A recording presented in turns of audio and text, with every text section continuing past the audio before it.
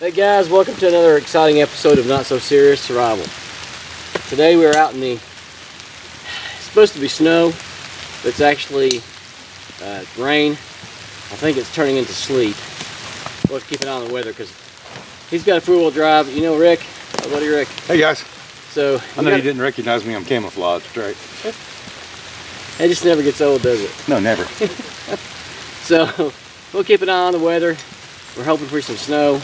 This ice and stuff sucks, but hopefully we'll get a little bit of nice fun snow. Anyway, thanks for coming along. Hope you enjoy the video as we continue the shelter build and get some stuff done. Come rain or shine. That's right. We're gonna get it done. Let's get this off.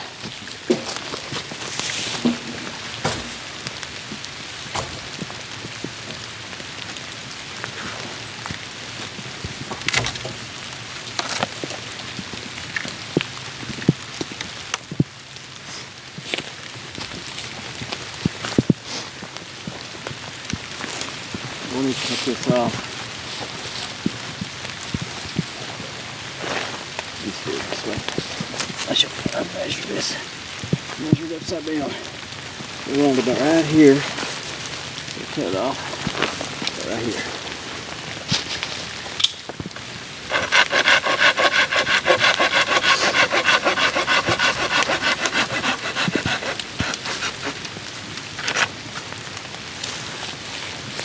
Save this for wood. Now flip it around. Should be right.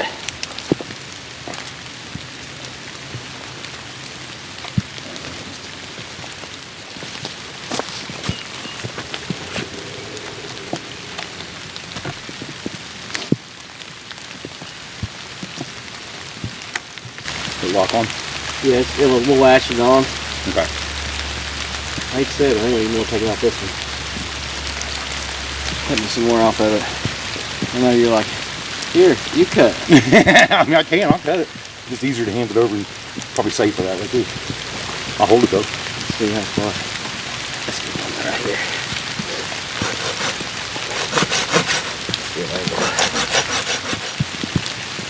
So your weight's going to be coming this way. So let's bring it out. Towards the front. Look what they did right there. Jesus. Well, that's in there good. There we go. There we go. And it's got true it. Yeah. Exactly right.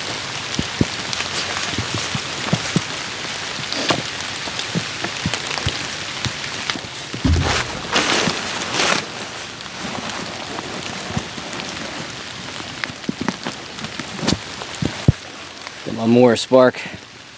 How you like that leather work, huh?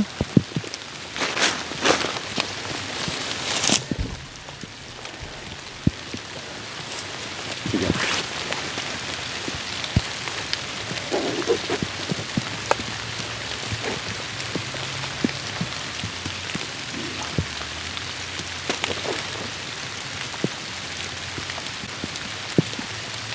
Oh, yeah.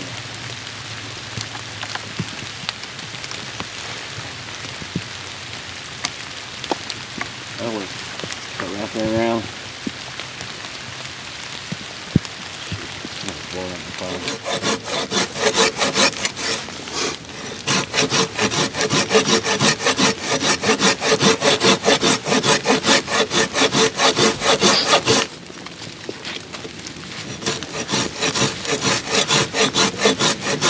That's good. Not too shabby. You want me to do it or you got it? You want to try to break it out? I was going to try to break it out with this knife. Yeah, try that. Whatever you want to do, man. Just see if it works like it's supposed to.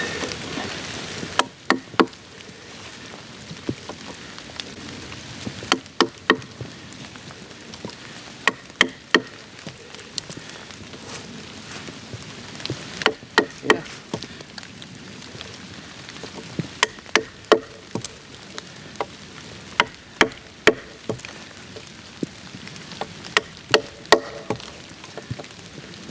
Is there a name for this technique? I have no idea. Look at that. If there is, I don't know. Good job.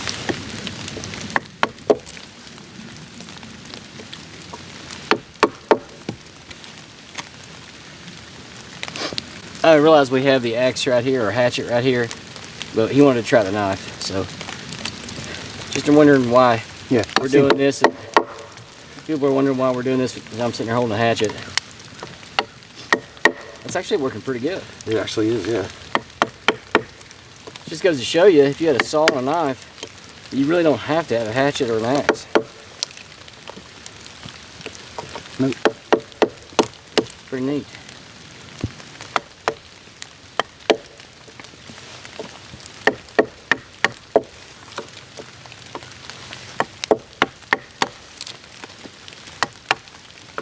All right, clean that up with the rest with the axe. That's cool. I'll let Kenny take over and I'll take me a little break. Yeah.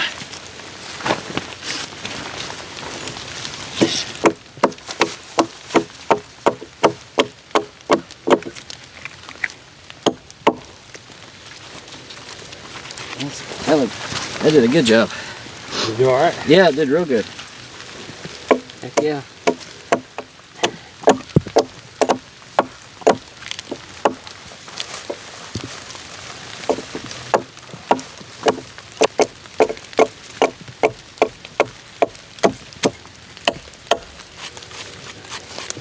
I think it's gonna be wide enough. Should be. You marked it. Yeah, I marked on both Should be sides. all right.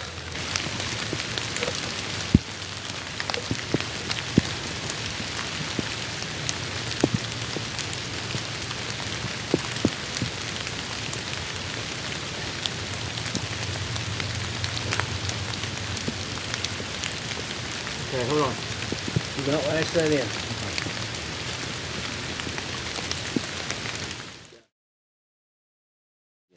So for the skills part of this Not So Serious Survival, Rick's going to show you the Canadian jam knot. What I like to do is grab a little piece of spare wood somewhere off the forest floor, carve you like a toggle. You're going to use this to wrap the extra bank line around, and you're going to use it to pull and give you a little bit extra leverage to make that jam knot or arbor knot cinch down really, really good and tight. And then you can clean up the ends and wrap them around. This one here's one we tied previously. Just going to go ahead and go in here and do an overhand. And when I pull this one back, what it'll do is it'll secure and lock down on the knot that we put in prior. Now these are just brace knots. They're not. This isn't really like super important right now. This appears what we're trying to mainly secure. So let me get me a piece of bank line here. And what you're going to do, what I like to do, you've heard bushcrafters refer to this as like the zip tie of the woods. And because it's super easy to use, take your end here, and you're going to tie a simple overhand knot. And I'm not a knot guy at all. Like I'm not like really super great at that. That's why I rely on just a few. You're going to do this, and then you're going to do that again, but you're not going to cinch it down this time. You're going to slide it down towards the end and keep track of this little tiny tail here. Okay, and then whatever you want to lock down, just like a zip tie, you're going to go to the very end. You're going to wrap it around. Now in this case, I'm going to go diagonal, but we're going to put like 4 or 5 different lashings on this and wrap it up. We're going to frap it really good. So we're going to take this piece and we're going to stick it through the tiny little piece that looks like a little pigtail, and just going to feed it through just like a zip tie without the clicking. And once you get it up there, kind of lift up on your wood, move it around a little bit and adjust it, and then you're going to start kind of cranking around on it. Now when I set up the other one over there, my knot failed me because it didn't cinch down like it's supposed to. So as you're taking the tension off and like working out all the loose areas, work this knot a little bit back and forth and make sure it's going to work properly. You don't want to let loose of this and this knot be secure because it could fall down and hurt you. Then take your extra and just going to wrap it around. It doesn't matter how, because all you're using this for is like a little anchor and to make it a little bit easier on you. And just give it a good solid pull and wrench it back and forth like a ratchet system. And that should, yeah, that'll lock down really nice and tight. And then you can take the remainder. In this case, we have quite a bit, and I'm probably just going to cut this off and just tidy up the other end and make me another one. And get that little knot there, little pigtail, and tidy it down. Looks good. Make another one real quick. And throw it up there.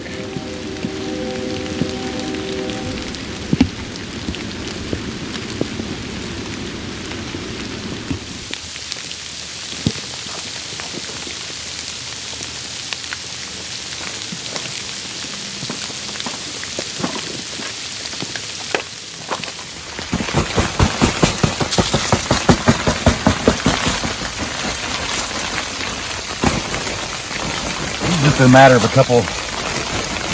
About 20 minutes? Yeah. Yeah, we're getting there. Getting some slush now. Rick and I had to get out of the rain, but now it's turned into ice. So we got as much of the shelter built as we're going to get built, and then we'll come back and start putting the sides on. But we got some really good ideas where to go from here with it. But for the food today, I wanted to show you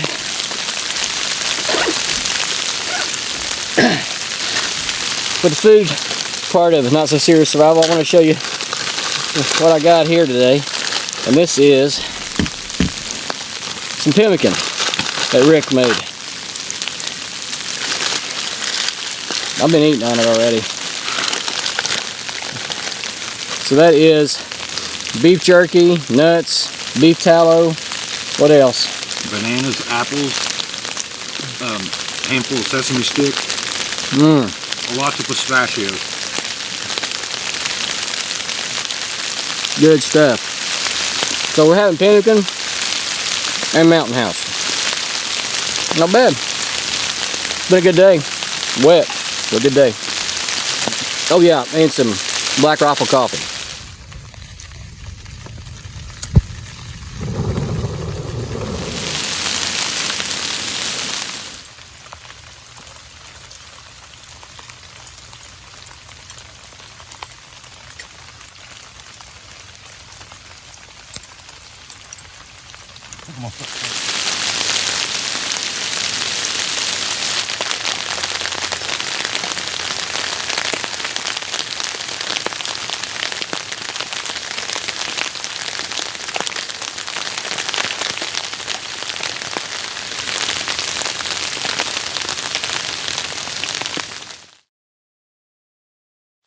All right, for the gear part of the video, we're going to review the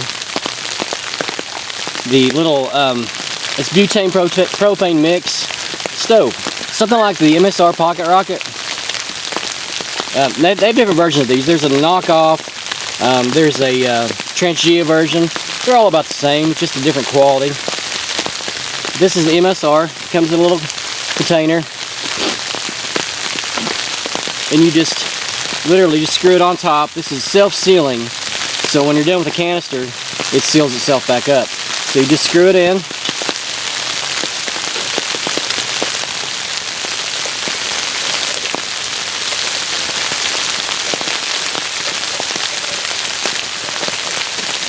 Open her up, and this is your on and off switch. Righty-tighty is off, lefty-loosey's on. And it's really easy to get a good flame, even when the temperatures are really cold, even at high altitudes. Turn it on, light her up. There you go. It's a fail-proof, just about. I don't know, is there a temperature or an altitude these fail at? I think as the canister gets colder, I do believe they do reduce a little bit, but keep them in your backpack, keep them close to you if you need to in emergency. You can warm them up really quick. Yeah. I've actually used these to warm up a tent before. Yeah. On a frosty morning. Super, super handy to have for days like today when you don't want to fight with the fire. Obviously, this isn't bushcraft. This is more Not So Serious Survival. But I wanted to show you a little bit of gear. Now, what kind is yours, Rick? Mine's the exact same as yours. MSR? Mm-hmm. Okay. Yep. Pocket So the MSR is just a good brand of it, or a good version. The Chinese knockoffs do okay, but they don't wear as long. I mean, they will break or fail on you eventually, but these things are almost bomb-proof. I think Transgia makes a nice one like this too. I think they do too. So. And a little disclaimer, don't use these to heat a tent. I did it because it was really, really cold, and I made sure I held on to it, and I was in a floorless hot tent. So you had ventilation? Yes, had plenty of ventilation. Do not do what I did. And then just unscrew it when you're done. And again, it self-seals. If you ever hear this hissing, you need to get rid of it. Or if you smell it. If you keep smelling it, like you'll smell it when you take it off. You'll smell the butane or the propane. And then it'll stop. You won't smell it after that, obviously. But if you continue to smell it, get rid of the canister, get you a new one. And they come in small ones and big ones and great big ones. I've had this for a long time. I don't use it very often, but Man, I actually used it during our last ice storm at the house too to heat up some coffee. So anyway, there you go. There's your gear review. All right, guys. Thanks for watching another episode of Ugly Tent and Not So Serious Survival. Rick and I greatly appreciate you as he gets soaked. Yeah, I just got soaked. Look at all this ice, folks. Watch this. Oh, that's a little too much. Somebody didn't set their tarp up right. Good time. Oh God, right on my path. Okay. Well. Anyway, we're gonna hightail out of here because the roads are gonna be getting bad. We're in Rick's Jeep, so it'll do fine, but we want to get out of here before it gets too bad. Oh, yeah. Thanks for watching. Don't forget to subscribe, like, and share, and we'll see you on the next episode. That's not too bad a deal right there. There's my mountain out. Yeah, that's not bad at all. You done with coffee? Yeah, sure. I'm gonna take it. Go ahead. Yeah, I'm more interested in the Mountain.